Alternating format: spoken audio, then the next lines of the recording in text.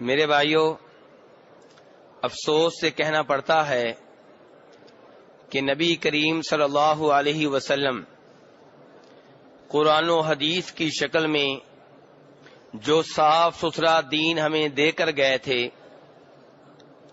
اس میں کئی لوگوں نے اضافے کیے اور کئی لوگوں نے اسلام کی روشن ہدایات کے اوپر اعتراضات کیے۔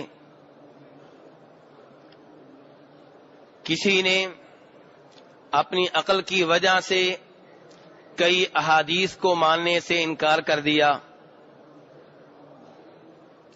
اور کچھ لوگ ایسے بھی تھے جنہوں نے دین میں اپنے اور اپنے بزرگوں کے خواب، ان کی کہانیاں، ان کے قصے، ان کے چلے، ان کی ریاستیں، ان کے مجاہدے، ان تمام چیزوں کو دین کا حصہ بنانے کی کوشش کی، جبکہ دین اسلام اس قسم کے واقعات سے لا تعلق ہے، اور دین اسلام آج سے 400 سال پہلے جناب رسول اکرم صلی اللہ علیہ وسلم پہ مکمل ہو چکا ہے۔ فرمایا میرے رب نے الیوم اکملت لکم دینکم، کہ میں نے تمہارے اوپر تمہارا دین مکمل کر دیا ہے۔ بعد کے واقعات، بعد کی قصے کہانیاں دین کا حصہ نہیں بن سکتی۔ وہ کہانیاں، وہ خواب جو دین میں شامل کرنے کی کوشش میں اضافہ جن کا کیا گیا، ان میں سے کچھ وہ حکایات ہیں، وہ کہانیاں ہیں، وہ قصے ہیں جن کا تعلق جناب خضر علیہ السلام سے ہے۔ خضر جن کو ہمارے اردو میں خضر کہا جاتا ہے، میں انہی کے بارے میں بات کر رہا ہوں۔ تو جناب خضر کے تعلق سے بڑے واقعات، بڑے فضائل، بڑے خواب، بڑی دعائیں، بڑے وظیفے ہماری کتابوں میں موجود ہیں۔ کوئی کہتا ہے کہ جناب خضر اور جناب الیاس علیہما السلام ابھی تک حج کرنے کے لیے آتے ہیں اور ہر سال میدان عرفات میں موجود ہوتے ہیں، اور کوئی صاحب یہ کہتے ہیں کہ یہ درود جو ہے، یہ وظیفہ جو ہے، یہ دعا جو ہے، یہ خضر علیہ السلام نے فلاں بزرگ کو خواب میں آ کر بتائی تھی۔ اور کوئی صاحب یہ دعویٰ کرتے ہیں کہ میرے بزرگ اتنے عظیم ہیں کہ انہیں جناب خضر حالت بیداری میں ملے اور ان سے یہ باتیں کی۔ اور کچھ لوگ جناب خضر علیہ السلام کے واقعہ سے یہ مسئلہ نکالنے کی کوشش کرتے ہیں کہ اللہ کے کچھ بندے ایسے ہوتے ہیں جو نعوذ باللہ انبیاء کلام علیہ الصلوۃ والسلام سے بھی افضل ہیں، اور کچھ ان کے واقعات سے یہ مسئلہ اخذ کرتے ہیں کہ جو اللہ کے ولی ہوتے ہیں، اللہ کے بزرگ ہوتے ہیں، وہ اگر کوئی ایسا کام کریں جو آپ کو بظاہر شریعت کے خلاف نظر آئے تو آپ انکار نہ کریں، آپ اعتراض نہ کریں، آپ انہیں اس سے نہ روکیں۔ ہو سکتا ہے کہ باطنی طور پہ، طریقت کے طور پہ انہیں اللہ تبارک و تعالیٰ کی طرف سے اس کی اجازت ملی ہو۔ یہ سارے وہ عجیب سے معاملات ہیں جن کا دین سے کوئی تعلق نہیں تھا، لیکن افسوس سے کہنا پڑتا ہے کہ ہماری کتابیں ان واقعات سے بری پڑی ہیں، بلکہ ان واقعات کی وجہ سے اصل قرآنی تعلیمات، اصل دینی تعلیمات پیچھے رہ جاتی ہیں، اور ان واقعات اور ان کہانیوں اور ان قصوں اور ان خوابوں کو اصل دین سمجھ لیا گیا ہے۔ میرے بھائی، خضر علیہ السلام یہ وہ انسان ہیں جو جناب موسیٰ علیہ السلام کے زمانے میں موجود تھے۔ جناب موسیٰ علیہ السلام نے ایک دفعہ کسی جگہ پہ یہ کہہ دیا کہ روئے زمین پہ سب سے زیادہ علم رکھنے والا میں ہوں. اللہ تبارک و تعالیٰ کو یہ دعویٰ پسند نہیں آیا کہ کوئی یہ دعویٰ کرے کہ سب سے زیادہ علم میرے پاس ہے. اللہ تبارک و تعالیٰ نے چاہا کہ جناب موسیٰ علیہ السلام کو بتایا جائے کہ اس زمین کے اوپر اور لوگ بھی ہیں جن کے پاس وہ علم ہے جو جناب موسیٰ علیہ السلام کے پاس نہیں ہے. چنانچہ موسیٰ علیہ السلام سے کہا گیا، انہوں نے سفر کیا، ایک جگہ پہ جا کے جناب خضر سے ان کی ملاقات ہوئی. جناب خضر سے وہ کہنے لگے، هل اتبعك على ان تعلمني مما علمت رشدا، میں آپ کی اتباع کرنا چاہتا ہوں، آپ کی پیروی کرنا چاہتا ہوں، شرط یہ ہے کہ آپ مجھے وہ علم دیں جو علم اللہ نے آپ کو دیا ہے. تو خضر علیہ السلام نے آگے سے کہا، انک لن تستطیع معی صبرا، کہ موسیٰ تم میرے ساتھ صبر نہیں کر سکو گے. اور آپ کیسے صبر کریں گے؟ آپ میرے پاس کچھ ایسی باتیں دیکھیں گے ما لم تحط بہ خبرا، جن کے بارے میں آپ کو علم نہیں ہوگا. یہ خضر کن سے کہہ رہے ہیں؟ کہ نبی سے کہہ رہے ہیں. اور لوگ کہتے ہیں کہ انبیاء کرام علیہم الصلوۃ والسلام عالم الغیب ہوتے ہیں.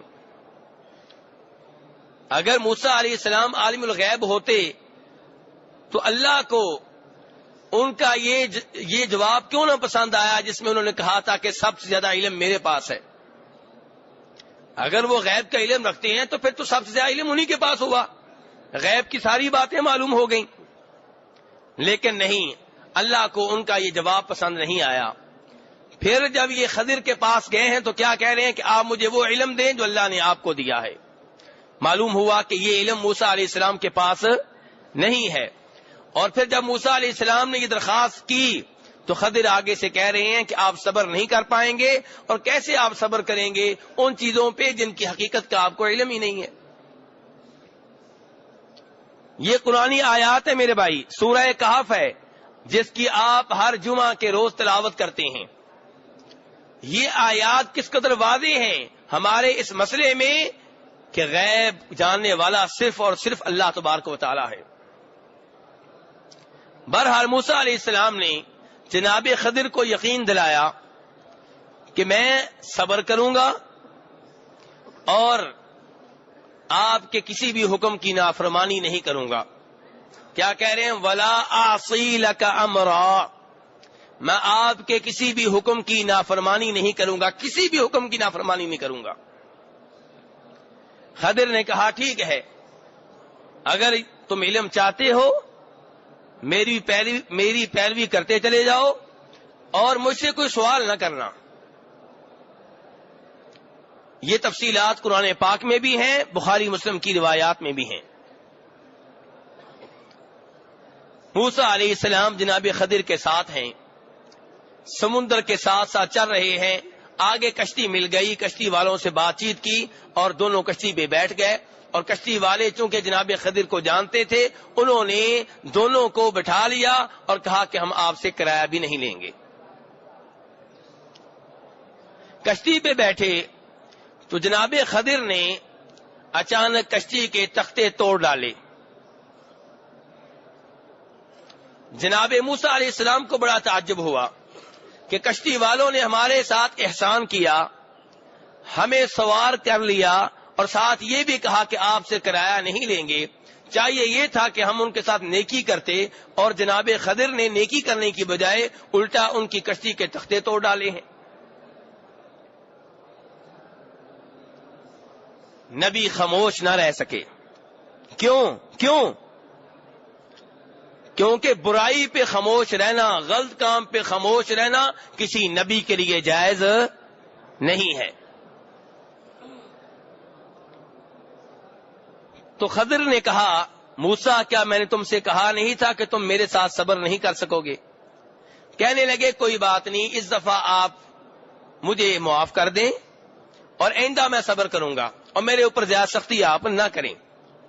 تو جناب خضر نے ایک موقع اور دے دیا. آگے چلے، بلکہ بات آگے بڑھانے سے پہلے یہاں ایک اور بات کی طرف اشارہ کر دوں کہ جب کشتی پہ بیٹھے ہوئے تھے ایک چڑیا آئی. وہ چڑیا کشتی کے اوپر بیٹھ گئی، پھر نیچے اتری اور سمندر میں سے اپنی چونچ میں پانی لیا. وہ پانی کتنا ہوگا میرے بھائی؟ ایک قطرہ. ایک قطرہ. تو جناب خضر نے موسیٰ علیہ السلام سے کہا، یہ کلمات سننے والے ہیں، کہا کہ موسیٰ جو علم تمہارے پاس ہے اور جو علم اللہ نے مجھے دیا ہے، ان دونوں کی اللہ کے علم کے مقابلے میں اس سے کہیں کم حیثیت ہے جو پانی کے اس قطرے کی سمندر کے مقابلے میں ہے. چڑیا نے سمندر سے ایک قطرہ اپنی چونچ میں پانی لیا ہے. سمندر کے پانی میں کتنی کمی ہوئی؟ کچھ بھی نہیں، کچھ بھی نہیں ہوا. تو یہاں پہ جناب خضر کہہ رہے ہیں کہ موسیٰ جو اللہ نے تمہیں علم دیا ہے اور جو علم مجھے دیا ہے اس سے اللہ کے علم میں اتنی ہی کمی ہوئی ہے جتنی اس قطرے سے سمندر کے پانی میں. اب میرے بھائی انصاف سے بتائیں، کیا انبیاء کرام عالم الغیب ہیں؟ جو علم انہیں ملا ہے، جو اللہ نے دیا ہے، وہ تو ایک قطرہ بھی نہیں بنتا. اور اللہ کا جو علم ہے اس کی کوئی حد نہیں ہے، سمندر کے پانیوں سے کہیں زیادہ ہے. اس کو آپ محدود طور پہ بیان بھی نہیں کر سکتے کہ اس کی حد کیا ہے. فرمایا وَلَا يُحِيطُونَ بِشَيْءٍ مِّنْ عِلْمِهِ إِلَّا بِمَا شَاءَ. پھر یہ دعویٰ کرنا کہ انبیاء کرام عالم الغیب ہیں، میرے بھائی یہ انصاف کے خلاف ہے. بہرحال نیچے اترے، سمندر کے ساتھ ساتھ چلنے لگے. آگے کچھ بچے کھیل رہے تھے. ایک بچہ اسے جناب خضر نے پکڑا اور قتل کر ڈالا. موسیٰ علیہ السلام نے کہا اقتلت نفسا زکیۃ بغیر نفس لقد جئت شیئا نکرا. ایک معصوم بچے کو بلا وجہ آپ نے قتل کیا ہے، آپ نے بہت برا کام کیا ہے. خضر نے کہا موسیٰ کیا میں نے تم سے کہا نہیں تھا کہ تم میرے ساتھ صبر نہیں کر سکتے؟ میرے بھائی یہ ایک لحاظ سے بڑی خوبی بھی ہے کہ نبی جو ہوتے ہیں غلط کام دیکھیں تو خاموش نہیں رہتے. ان میں یہ صبر نہیں ہوتا کہ برائی ہوتی دیکھیں اور پھر خاموش نہیں. آج ہمارے کئی دوست، کئی علماء، کئی دین کے طالب علم، کئی عبادت گزار، ان کے سامنے شرک ہوتا ہے یا علی مدد کے نعرے لگتے ہیں، علی مشکل کشا کی باتیں کی جاتی ہیں، اللہ کے سوا کسی اور کو غوث اعظم کہا جاتا ہے، اللہ کے سوا کسی اور کو داتا کہا جاتا ہے، اللہ کے سوا کسی اور کو کھوٹی قسمت کھری کرنے والا کہا جاتا ہے، اور وہ پھر بھی خاموش رہتے ہیں. مسرت کے نام پہ، حکمت کے نام پہ یہ کون سی مسرت ہے؟ موسیٰ علیہ السلام نے تو خضر سے وعدہ کیا تھا کہ صبر کروں گا، خاموش رہوں گا، لیکن برائی جب ہوتے دیکھی خاموش نہ رہ سکے. موسیٰ علیہ السلام نے پھر وعدہ کیا کہ مجھے ایک موقع اور دے دیں اور اب میں صبر کا مظاہرہ کروں گا. خضر نے کہا ٹھیک ہے، آخری موقع آپ کے پاس. کسی گاؤں میں گئے، ان گاؤں والوں پہ واجب تھا کہ یہ دو مسافر آدمی آئے تھے، ان کی مہمان نوازی کرتے، انہیں کھانا پیش کرتے، لیکن انہوں نے کھانا پیش کرنے سے انکار کر دیا. جناب خضر نے دیکھا اس گاؤں کی ایک دیوار تھی جو گرنے والی تھی، انہوں نے ٹھیک کر دی. موسیٰ علیہ السلام بھی ساتھ لگے. تو موسیٰ علیہ السلام نے آخر میں کہا کہ یہ بستی والے وہ لوگ ہیں جنہوں نے ہماری مہمان نوازی نہیں کی، آپ نے دیوار ٹھیک کی، اس کا معاوضہ تو لیتے. خضر نے کہا اب آخری موقع آپ کے پاس تھا، وہ بھی آپ نے کھو دیا. اب میں آپ کو بتاؤں گا کہ ان امور کی حقیقت کیا تھی. کہنے لگے جہاں تک کشتی کا معاملہ ہے، یہ کچھ مسکین لوگوں کی تھی، فقیر لوگوں کی تھی. وہ اس کشتی کے ذریعے اپنی روزی کماتے تھے اور جدھر یہ کشتی جا رہی تھی اس سائڈ پہ ایک ظالم بادشاہ تھا جو ایسے مال کے اوپر قبضہ کر لیا کرتا تھا. میں نے اس لیے اس کشتی کے چند ایک تختے توڑ ڈالے تاکہ بادشاہ کو یہ کشتی پسند نہ آئے اور کشتی ان مسکین لوگوں کے پاس ہی رہے. باقی رہا بچے کا معاملہ. اگر یہ بچہ زندہ رہتا تو اپنے والدین کو بہت تنگ کرتا, یہ ان کے لیے عذاب بن جاتا, اس لیے میں نے اس کو قتل کر ڈالا. باقی رہی دیوار, تو یہ 2 یتیم بچوں کی تھی اور دیوار کے نیچے ایک بڑا خزانہ تھا جو ان کا والد ان کے لیے چھوڑ کے گیا تھا. اگر یہ دیوار گر جاتی, خزانہ زہر ہو جاتا اور لوگ یہ خزانے کے اوپر قبضہ کر لیتے. میں نے دیوار ٹھیک کر دی تاکہ جب تک یہ بچے بالغ نہیں ہوتے یہ خزانہ چھپا رہے, جب بڑے ہوں گے تو خزانہ حاصل کر لیں گے اور اپنی زندگی بسر کر سکیں گے. آخر میں جناب خضر کہتے ہیں وما فعلته عن امری, میں نے یہ جو بھی کام کیے ہیں اپنے رب کے حکم سے کیے ہیں, اس میں میری ذاتی مرضی نہیں تھی. میرے بھائی, یہ مختصر سا واقعہ میں نے آپ کے سامنے رکھ دیا ہے, میں تفصیلات میں نہیں گیا.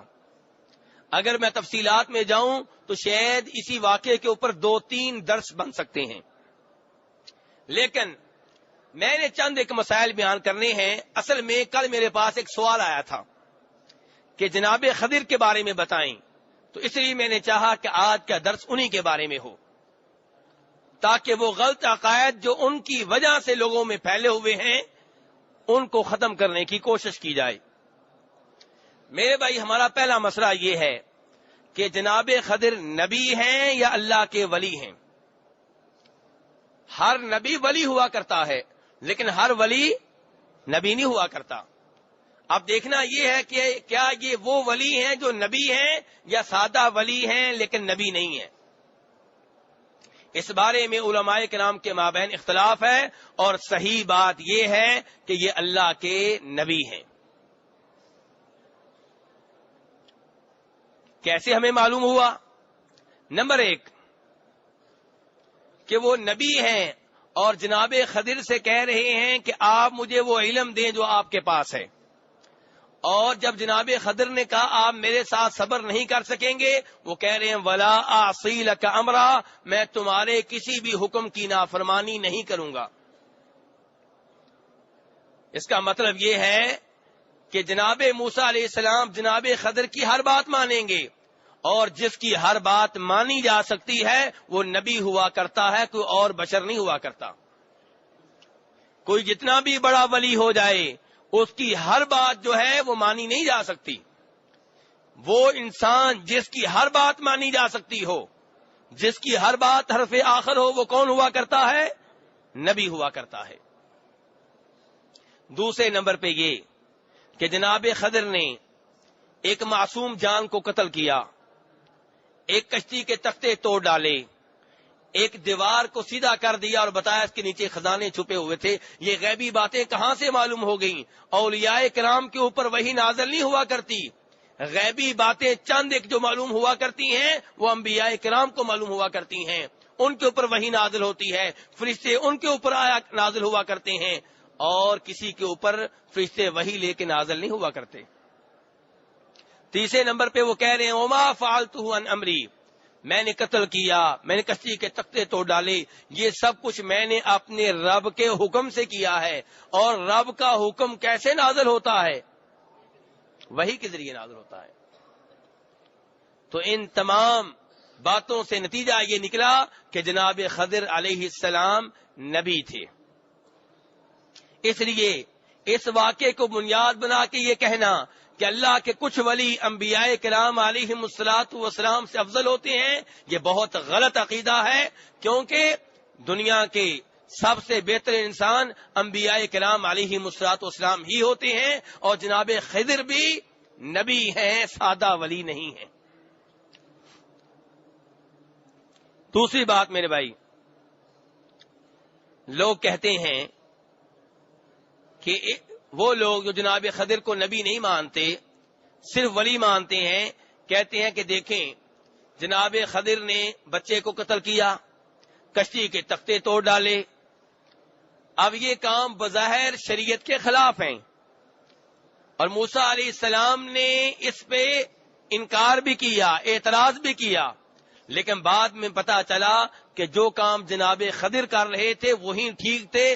پتا چلا کہ جو اللہ کے ولی ہوتے ہیں وہ جو بھی کریں ٹھیک ہے، کیونکہ ان کے پاس باطنی علم ہوتا ہے۔ ہو سکتا ہے ان کے کام بظاہر شریعت کے خلاف ہوں، لیکن اندر سے وہ شریعت کے اور اللہ کے مطابق ہوتے ہیں۔ میرے بھائی، یہ بھی غلط عقائد میں سے ایک بہت ہی غلط عقیدہ ہے۔ مجھے بتائیے کون سے ایسے ولی ہیں جو صحابہ کرام سے بھی افضل ہیں؟ کیا کوئی ایسے ولی ہیں جو صحابہ کرام سے بھی افضل ہوں؟ تو صحابہ کرام تو ایک دوسرے کے اوپر انکار کیا کرتے تھے، ایک دوسرے کے اوپر اعتراض کیا کرتے تھے۔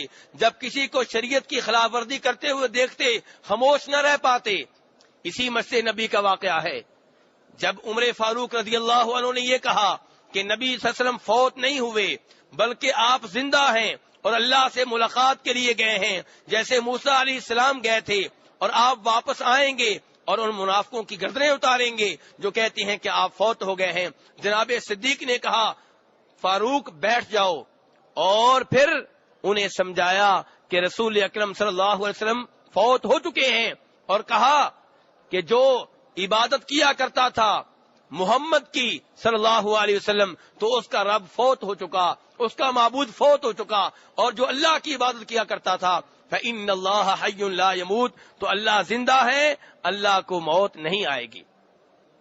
اور پھر قرآن کی وہ آیات پڑھی جن میں آپ کی موت کا ذکر ہے کہ إِنَّكَ مَيِّتٌ وَإِنَّهُمْ مَيِّتُونَ، بے شک آپ بھی فوت ہونے والے ہیں اور یہ بھی فوت ہونے والے ہیں۔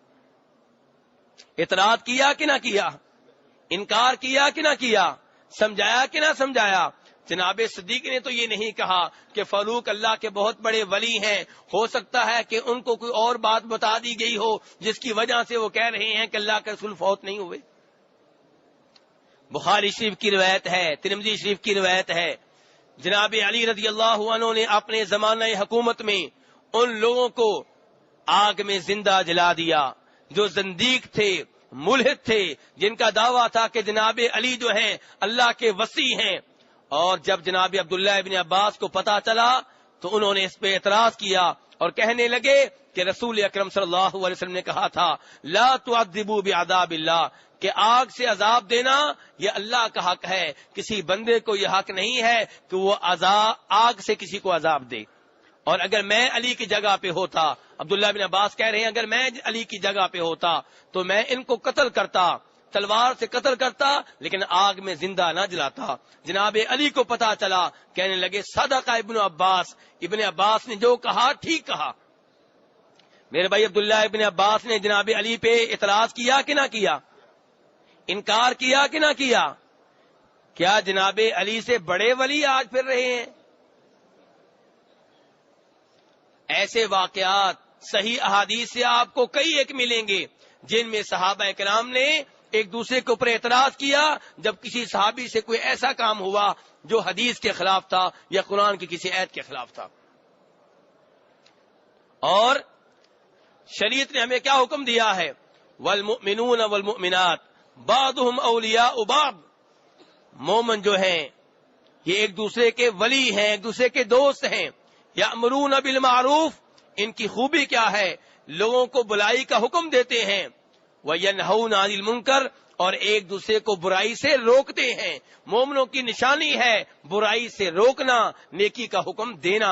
اور یہ کہنا کہ جب کوئی اللہ کا ولی بظاہر شریعت کے خلاف کام کرے آپ نہ سمجھائیں، آپ اعتراض نہ کریں، بالکل غلط ہے۔